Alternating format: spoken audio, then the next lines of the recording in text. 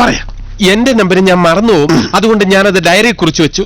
ആ ഡയറി എവിടെ? അത് വേറെ ആരുടെയും കിട്ടാതിരിക്കാൻ വേണ്ടി ഞാൻ അന്ന് തന്നെ കത്തിച്ചു കളഞ്ഞു. ആരാണെന്നറിയില്ല, ആ കുട്ടി ഒറ്റക്കാ വന്നത്. ഒറ്റയ്ക്ക് വന്ന ആ കുട്ടിയുടെ കൂടെ വേറെ ആരെങ്കിലും ഉണ്ടായിരുന്നോ? എന്ത്?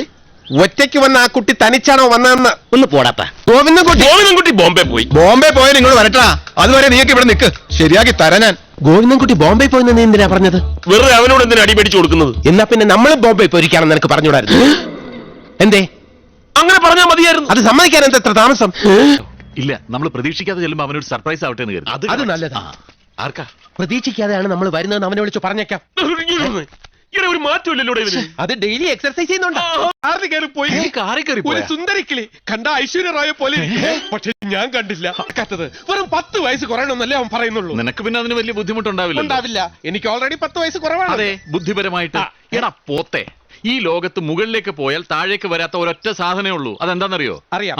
റോക്കറ്റ് അല്ലേ? മഴയാണോ? കുട്ടാ, എത്രടാ നമ്പർ? KL7. KL7. പറടാ പുല്ലേ. KL7 63. KL7 63. ആണാ 77 15 ആണ്. അതാ 12 13 ആണ്.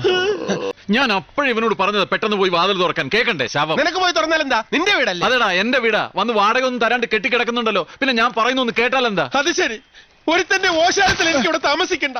ഞാൻ ഇന്ന് തന്നെ ഹോട്ടലിലേക്ക് മാറാൻ റൂം ബില്ല് നീ കൊടുത്താ മതി. ഫുഡിന്റെ സോറി, തിരക്ക് കാരണം കുറച്ച് വൈകി പോയി. സോറി. ഞങ്ങൾക്കെന്ന ആള് തെറ്റിയതാ. സോറി.